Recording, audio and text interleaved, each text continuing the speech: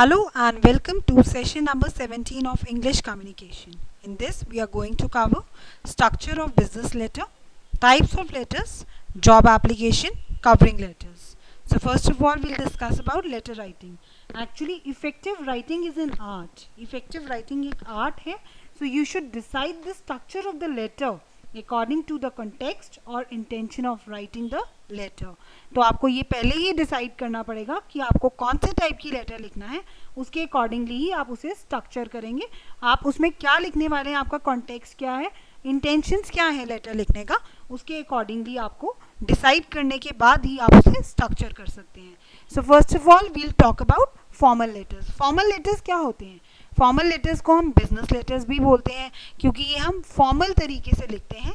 Business letters is more formal than a personal letter and there are 6 parts to business letters. Business letters में 6 parts होते हैं जिनके बारे में हम डिस्कस करेंगे.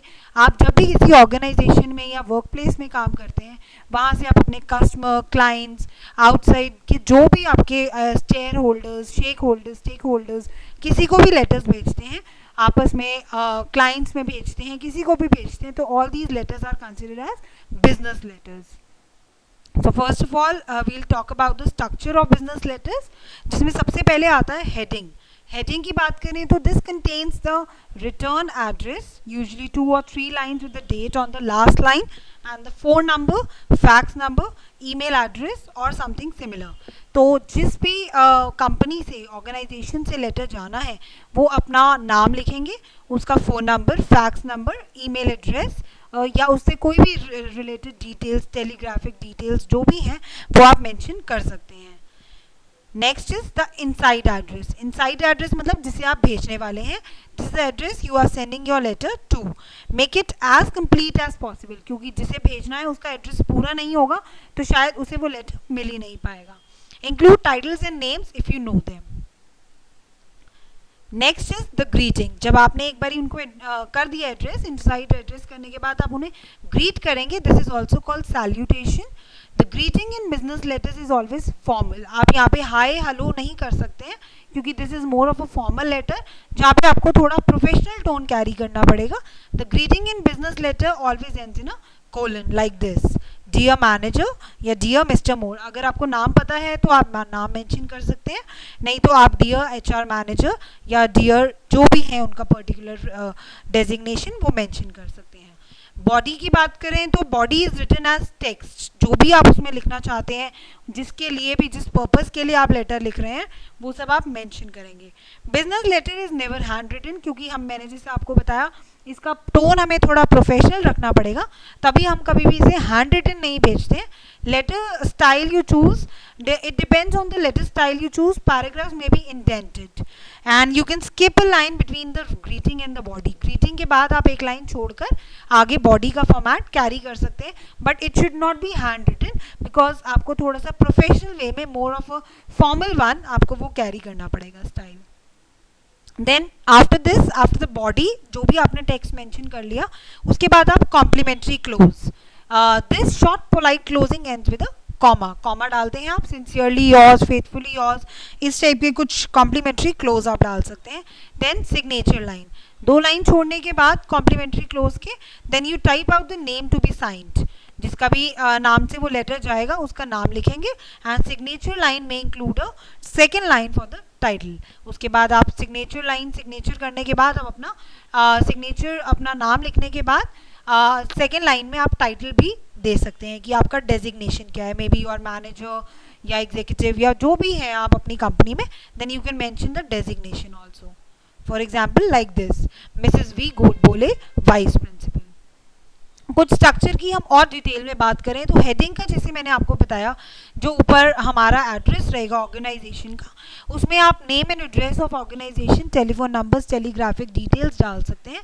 बट उसमें आपको ये याद रखना होगा कि आपका टोटल पेज का 1/5 पेज एटलीस्ट कवर होना चाहिए उस हेडिंग में.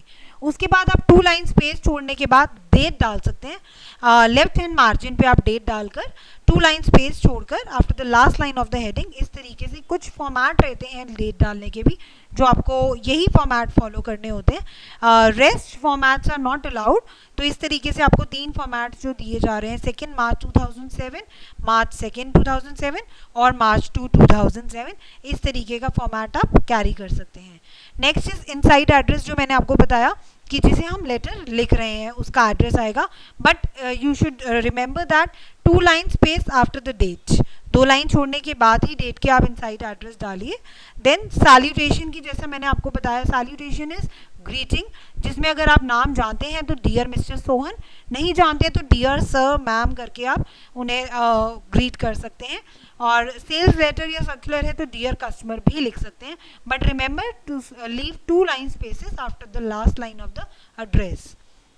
इसमें एक और इम्पॉर्टेंट मैटर आता है, that subject, 2 line space after the salutation. Salutation लिखने के बाद आप सब्जेक्ट लिखते हैं। Subject deals with what the letter is all about, किस चीज़ को लेकर आपने वो लेटर लिखा है, ये रीडर को पता चल जाता है। आप कंप्लेन कर रहे हैं या अपॉलॉजी कर रहे हैं या किसी को इनवाइट कर रहे हैं, किस चीज़ से रिलेट करता है वो लेटर, इसमें ये पता चल जाता है।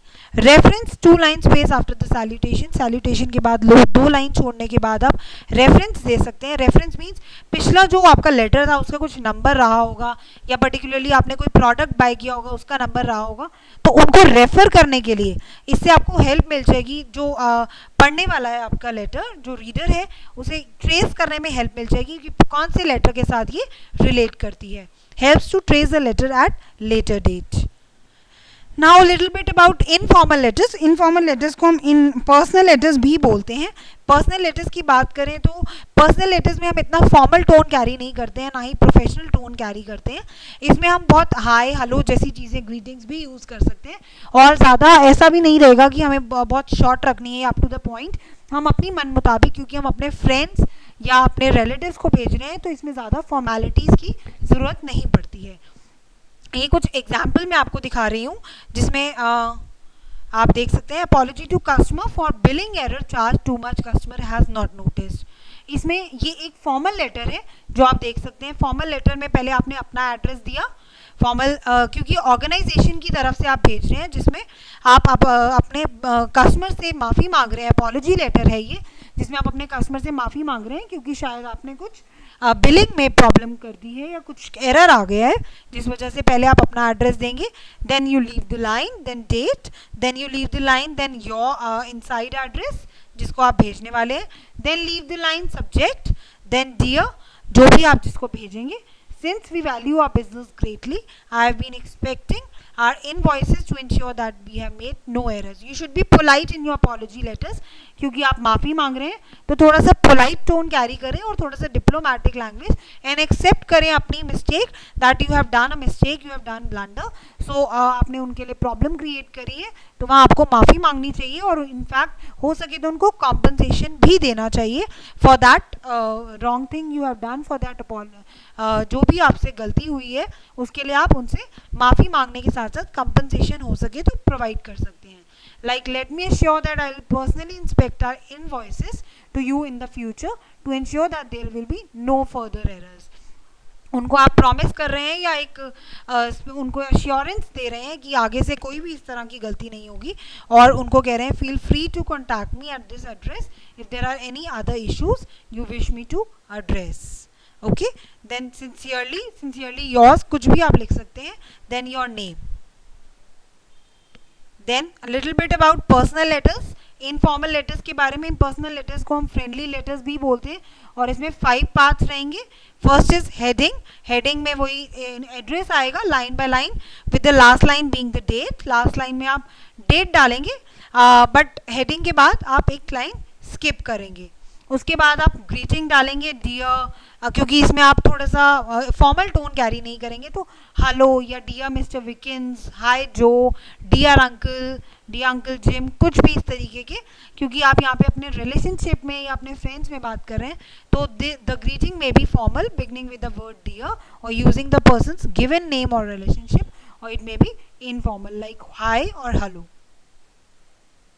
कॉम्प्लीमेंट्री क्लोज, अब इसके बाद अपने बॉडी जो भी आप लिखना चाहते हैं वो लिखने के बाद आप लास्ट में कॉम्प्लीमेंट्री क्लोज लिखेंगे. कॉम्प्लीमेंट्री क्लोज में आप this short expression is always few words on the single line. कुछ वर्ड्स आप लास्ट में लिखते हैं, all the best, God bless you, see you soon या मिसिंग यू. ये कॉमा से एंड होगा and it should be intended to the same column as the heading. जैसे आप देख सकते हैं इसमें have a wonderful day, hugs अमा, कुछ भी इस तरीके से आप लिख सकते हैं क्योंकि आप अपने फ्रेंड्स या रिलेटिव्स को लेटर भेज रहे हैं. बॉडी की बात करें तो बॉडी में आप मेन टेक्स्ट लिखते हैं. This includes the message you want to write. Normally in friendly letter the beginning of paragraph is indented. Beginning जो है आप लिखते हैं उसके अंदर, और if not indented be sure to skip a space between the paragraphs. इस तरीके से आप फिर एक लाइन छोड़, ग्रीटिंग के एक लाइन छोड़ने के बाद बॉडी, और बॉडी के एक लाइन छोड़ने के बाद क्लोज से पहले आप बॉडी डालते हैं और ग्रीटिंग के बाद बॉडी को डालते हैं. देन क्लोज करने के बाद, कॉम्प्लीमेंट्री क्लोज के बाद आप सिग्नेचर लाइन दे सकते हैं.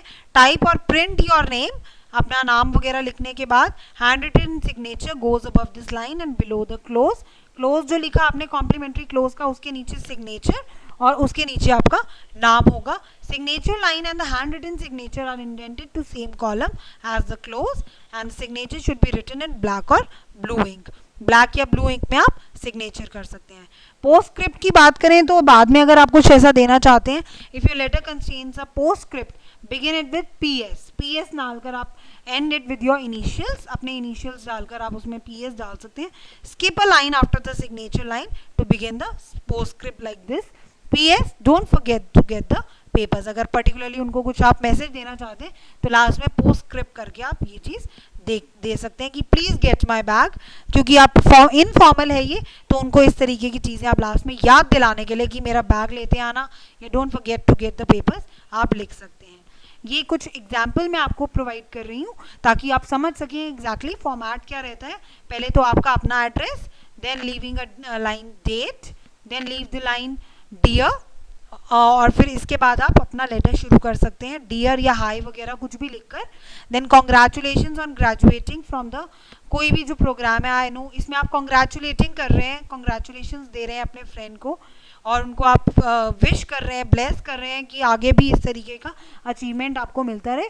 और क्योंकि आप डिज़र्व करते थे, आपने वाकई में बहुत मेहनत करी थी, तो आप उनको विश कर रहे हैं कि विजडम इसी तरह तुम्हें मिलती रहे and you lead to a prosperous and rewarding career path. And I hope to remain in touch with you. इस तरीके का कॉम्प्लीमेंट्री क्लोज देकर योर्स लविंगली जॉन स्मिथ करके आप लेटर को एंड कर सकते हैं. And now about different types of letter. जैसा कि मैंने आपको बताया कि डिफरेंट टाइप्स रहते हैं लेटर के, लेकिन कुछ पॉइंट्स आपको याद रखने चाहिए. कंप्लेंट लेटर में हमेशा याद रखिए कंप्लेंट जो है वो लेजिटिमेट हो. Legitimate means legal. ऐसा ना हो कि आप मान लीजिए अगर अपने मोबाइल सेट के लिए या किसी चीज़ के लिए भी कंप्लेन कर रहे हैं तो वो लीगल होनी चाहिए. ऐसा नहीं कि आप अपनी मर्जी से कुछ भी उनको भेज रहे हैं. और अगर आप कंप्लेन कर भी रहे हैं तो थोड़ा सा डिप्लोमेटिक लैंग्वेज का यूज़ करना ज़रूरी है. ये ना हो कि आप hard on problems but be soft on people. लोगों के साथ आपको सॉफ्ट रहना है क्योंकि आपकी प्रॉब्लम जो है वो चीज़ प्रॉब्लम के साथ, सर्विस के साथ है या उस प्रोडक्ट के साथ है, ना कि उस इंसान के साथ. तो यूज़ डिप्लोमेटिक लैंग्वेज. अगर आप उनको बोल भी रहे हैं तो एसर्टिवली बोलिए, ना कि नेगेटिव टोन में. और लेटर जो है कंसाइज होना चाहिए. अगर कोई नेसेसरी डॉक्यूमेंट साथ में भेजने हैं, मान लीजिए वारंटी कार्ड या गारंटी कार्ड, कुछ भी आपको साथ में जो देना है, सर्टिफिकेट्स वगैरह, वो भी आप साथ में अटैच कर सकते हैं, एनक्लोज कर सकते हैं necessary documents. Now about apology letter, जैसा कि मैंने आपको अभी शो किया था जिसमें बिलिंग एरर आ गया था और आप अपने क्लाइंट से या कस्टमर से माफ़ी मांग रहे हैं, तो उसमें आपको कॉन्सेंट्रेट करना चाहिए रेक्टिफिकेशन ऑफ एरर पे, कि आप माफ़ी मांगिए, एक्सेप्ट करिए कि आपने रिस्पॉन्सिबिलिटी लीजिए कि आपने वो प्रॉब्लम क्रिएट करी है और आपकी वजह से हुई है. ऐसा ना हो कि आप अपना जो प्रॉब्लम है वो किसी और पे डाल दें कि नहीं मेरी वजह से नहीं हुआ, किसी और की वजह से हुआ है. तो if possible state compensation to the sufferer of damage. जैसा कि मैंने आपको बताया कि हो सके तो कंपनसेशन भी दे दीजिए अगर हो सकता है उसके लिए. और सिंपल और क्लियर वर्ड्स यूज़ करिए ताकि आपकी फीलिंग्स पूरी तरीके से कन्वे हो सकें. एंड अबाउट इनविटेशन की बात करें तो इनविटेशन आप दे रहे हैं थोड़ा उनको इनवाइट करने के लिए, तो यहाँ पे थोड़ा आपको बहुत ही स्वीट टोन रखना पड़ेगा. एंड बी ग्रेशियस, अगर आप एक्सेप्ट कर रहे हैं इनविटेशन तो वहाँ पे थोड़ा सा ग्रेशियस रहिए। और साथ में मैंने आपको प्रोवाइड किया है इसका फॉर्मेट आप में, जिसमें देख सकते हैं कि ऑर्गेनाइजेशन का ग्राफिक एलिमेंट देने के बाद आप होस्ट का नाम दे सकते हैं, then you phrase the invitation कि कहाँ पर है, काइंड ऑफ इवेंट बता सकते हैं और पर्पस क्या है उसका, और कहाँ पर वो होस्ट हो रहा है वो particularly events, date place time venue के साथ आप दे सकते हैं, and where to reply RSVP का भी मेंशन होना चाहिए। इस तरीके की नीडेड डिटेल्स जो हैं उनको इवेंट के बारे में आप क्लैरिफाई कर सकते हैं अपने इनविटेशन में। और अगर आप एक्सेप्ट कर रहे हैं तो उन्हें थैंक करिए, एक्सेप्ट ही नहीं, इनफैक्ट अगर आप डिक्लाइन भी कर रहे हैं तब भी अपने होस्ट को थैंक करना बहुत ज़रूरी है, because they are inviting you for their events. तो अगर आपको कोई प्रायर कमिटमेंट्स भी हैं या कहीं अपॉइंटमेंट्स हैं आपकी, तो भी आप उनको एक्सप्लेन करिए in simple and clear terms, ताकि आपकी फीलिंग्स वो समझ सकें। और बी ग्रेशियस, उनको ग्रेशियस होकर थैंकफुल एटीट्यूड के साथ उनको समझाइए। State clearly if you are declining the their invitation and give the brief and valid reason for that invitation.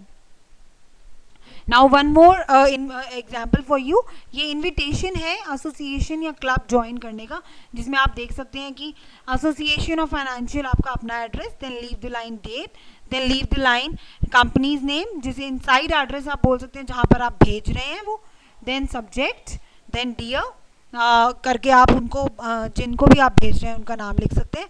Then आप उनको बॉडी में उनको बुलाएंगे कि हम आपके बैकग्राउंड के बारे में जानते हैं और हम आपको चाहते हैं कि आप हमारा क्लब ज्वाइन करें, और आप फिर अपना भी दे सकते हैं उसके अंदर इंट्रोडक्शन चाहते हैं तो अकॉर्डिंग टू द इवेंट या अकॉर्डिंग टू द सर्कमस्टांसेस, जो भी आपका स्ट्रक्चर है उसके अकॉर्डिंगली, कॉन्टेक्स्ट के अकॉर्डिंगली आप अपना बॉडी रेलेवेंट डिटेल्स जो है उसमें देख सकते हैं।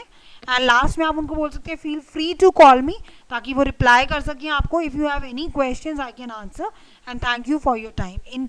अगर आप इसका रिटर्न आंसर दे रहे हैं, इसका वापस रिप्लाई दे रहे हैं, तो उनको थैंक ज़रूर करिए, चाहे आप एक्सेप्ट करें चाहे डिक्लाइन। लास्ट में आप सिंसियरली लिखकर अपने नाम के साथ एंड कर सकते हैं। कवरिंग लेटर की बात करें तो कवरिंग लेटर्स वो होती हैं जो जॉब रिज्यूमे के साथ आप बायोडाटा के साथ भेजते हैं, जिसमें आप मेंशन करते हैं the position you have applied for, जिस भी पोजीशन के लिए दे रहे हैं उसको मेंशन करते हुए पर्टिकुलरली उस जॉब से रिलेटेड अपना इंटरेस्ट क्रिएट करेंगे कि आप वाकई में बहुत इंटरेस्टेड हैं, और अपने रेलेवेंट डिटेल्स देंगे उसको जॉब के साथ, जो पोस्ट है उसकी सूटेबिलिटी को दिखाते हुए एक ब्रीफ नोट देंगे about your experience and skills to show that you are suitable for that post, और a statement of your availability for the interview। एक जॉब एप्लीकेशन लेटर जो है वो एक सेल्स लेटर की तरह होगी, because you want to sell your product, या जो भी है आप अपने आप को सेल करने वाले हैं, कि ताकि आप जो एम्प्लॉयर है वो इतना इंटरेस्टेड हो जाए, डिज़ायरेबल हो जाए कि आप ही एक डिजर्विंग कैंडिडेट है, ये सोचकर वो आपको हायर कर ले। ये कुछ और बिजनेस डॉक्यूमेंट्स हैं, फैक्स, टेलीग्राम और ईमेल। फैक्स की बात करें तो आपको मालूम है ये भी हम बिजनेस पर्पस के लिए यूज़ करते हैं। ईमेल्स, मैसेजेस इनमें बहुत शॉर्ट रहते हैं, एक ही टर्म पे या एक ही बात जो है एक ही टॉपिक पे आप बात कर सकते हैं, इसमें सैल्यूटेशन या कॉम्प्लीमेंट्री क्लोज की भी ज़रूरत नहीं पड़ती है। और फैक्स और ईमेल जो है हमारे फॉर्मल मीडियम में आते हैं, whereas email can also be use as informal medium, जैसे आप अपने फ्रेंड्स वगैरह से चैट वगैरह करने के लिए या उनको कोई मैसेज देने के लिए भी इनफॉर्मल मीडियम में भी यूज़ करते हैं emails. Don't include function words, उसमें यूज़ मत कीजिए, स्पेशली इन टेलीग्राम, क्योंकि टेलीग्राम में ईच वर्ड कॉस्ट, तो इसमें हम आर्टिकल्स या प्रेपोजिशंस उसमें यूज़ नहीं करते हैं। अब in all I want to give you one summary about the effective writing. Effective writing भी एक आर्ट है, यानी कि दूसरे वाले को अपनी पूरी फीलिंग्स अच्छे से समझाना कि आप किस इंटेंशन से क्या इंटेंड करते हैं आप अपनी बातों में, वो बताना एक आर्ट है, कला है। तो you should decide the structure of the letter and other writing, जो भी डॉक्यूमेंट्स हैं आपके, उनके आपको स्ट्रक्चर जो है अकॉर्डिंग टू द कॉन्टेक्स्ट और intention of writing the letter से ही डिसाइड कर लेना चाहिए। And there are different types of letter, जैसा मैंने आपको बताया, complain letter, apology letter, thank you letter, business proposals, invitation, cover letters, resume के साथ जो भेजे जाते हैं। बट एक चीज़ हमेशा याद रखिए कि एक सक्सेसफुल बिजनेस डॉक्यूमेंट या लेटर वही होता है जो कर्टियस, क्लियर और कंसाइज हो। कर्टियस मीन्स कर्टेसी के साथ with full of manners, and it should B clear ताकि सामने वाले को समझ में आए, and concise. Now do it yourself for you. What are the different types of letters? Explain the structure of letter. Thank you.